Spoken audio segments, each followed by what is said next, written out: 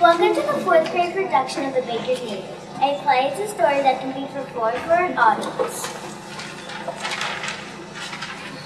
Setting: a street in an old town.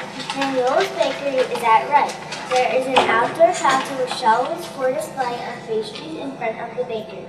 A wooden table and stool near the counter. Across the street left is the patio of Pablo's house with a bench and chairs on it.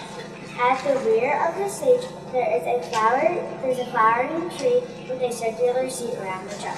All right, it is early morning. Manuel comes out with the bakery, a tray full of pies, which he carries to Catherine. He is putting the pies on a shelf. Pablo steps out onto his patio and sniffs the air and smiles at the world.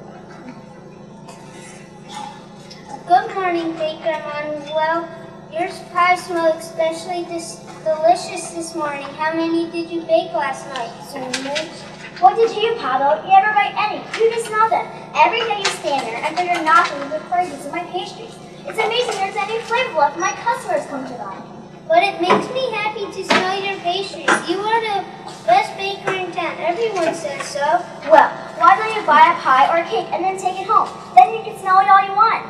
Oh, but if I bought it and ate it, I couldn't smell it anymore.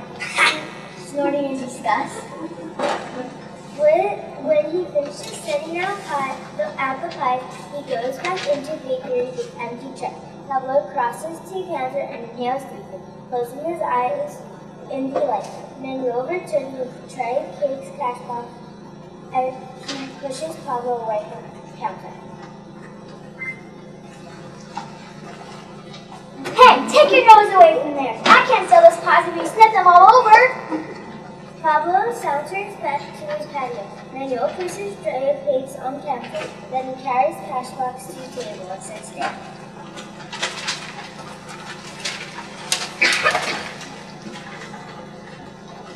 Are you going to count your money, Manuel? Manuel ignores Pablo, but intends each coins from cash box onto the table.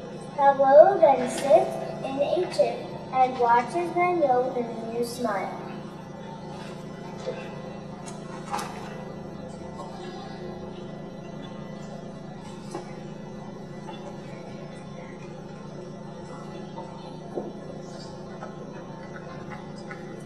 How much did you take in yesterday? None of your business. He smashes one carefully, then writes in a small notebook. As for yourself, scowling and mumbling to himself. Carlos and his sisters answer laughing. They stop when they see Manuel counting his money and talk quietly together.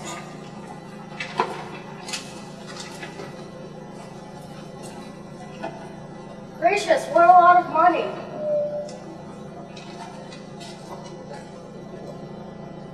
Papa says the bakery has made Manuel the richest man in town. If he's that rich, why does he smile? What's the cost money for him? That's because he's a miser. The miser doesn't like people, only money. The more he has, the more he wants, and he keeps it all for himself. He never shares it with anyone. Touching sight of Pablo. There's Pablo. Enthusiastically ad-lib. Hello, Pablo. How are you? Good to see you. Leaving up at them as he gets up. Hello, my friends. Hello, you're up bright and early. We're going to the bakery. Carlos is going to treat us. I helped Papa hit these, and he gave me this. He holds up a silver coin. You are a good boy, Carlos. Starting across the bakery. Come on, let's see what there is. Children crowd around the counter. Look at those coconut patties. And the jelly roll, yummy.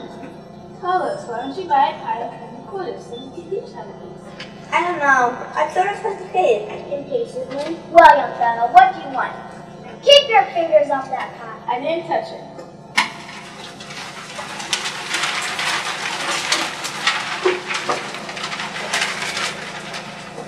Come now, hurry up and decide. This isn't a Whitney, you know. I can make a living. With rent and taxes, it's as much as I can do. How much is that cake with cream frosting? You can't afford that. How much money do you have?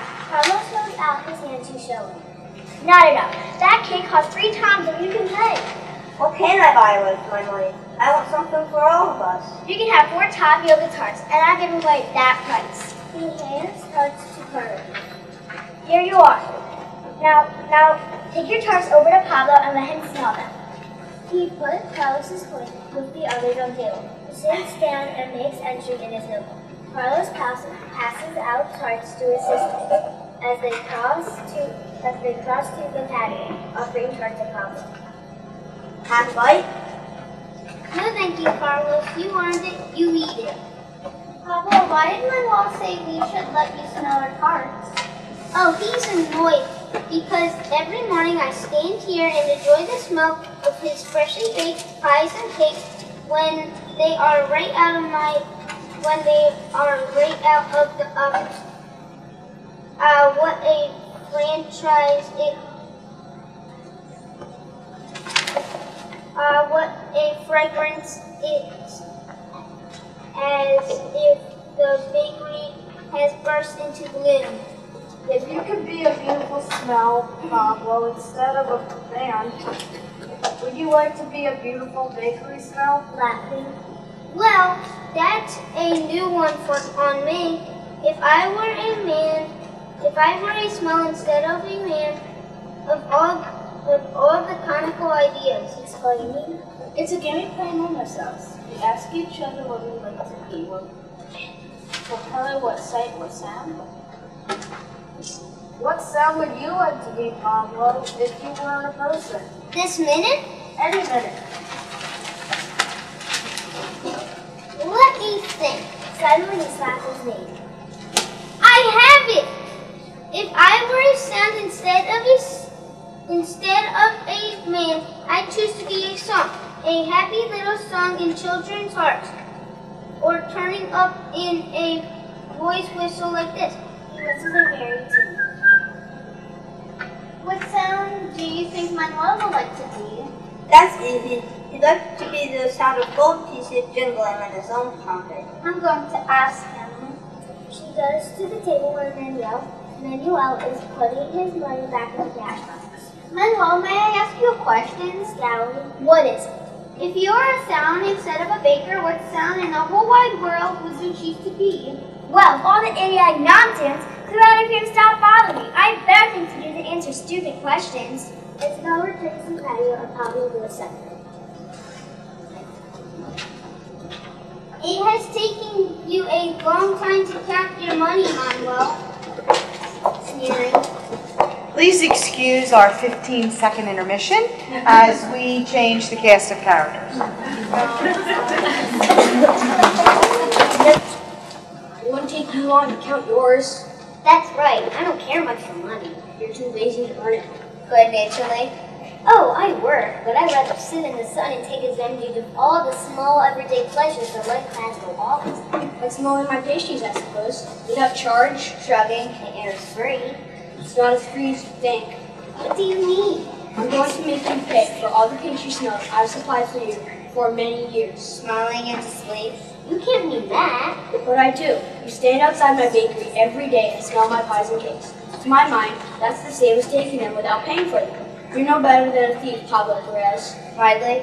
I never took anything that didn't belong to me, and you know it. What's more, I haven't done your business any harm. Why, I've even helped it.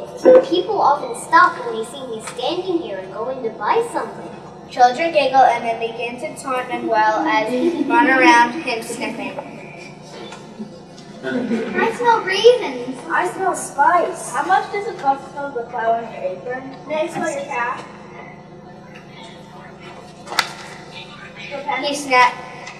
He snatches baker's cap from Manuel's head and sniffs it lanterns. Angrily snatches it back. You'll laugh on the other side of your face when I get the judge. When you get through? The judge. I'm going to tell him the whole story. I'll show you I'm not joking. The judge will make you pay. He grabs his cash box from the table and exits left as 3 women enter there. They come downstage and question the children. What's the matter with Manuel? Will he be back soon? I want to buy a cake. So do I. What happened? He looks so angry. Where's he gone? Excitedly, Adelaide. He's gone to get the judge. He's angry. He's furious. The judge? What for?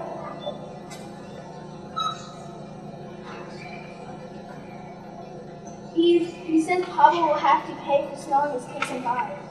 He wants you to pay him for doing that? He can't be serious. Oh, yes, he is. But I think it's very funny. He laughs and the women join him. It's ridiculous. Everyone who goes by the shop smells his pastry.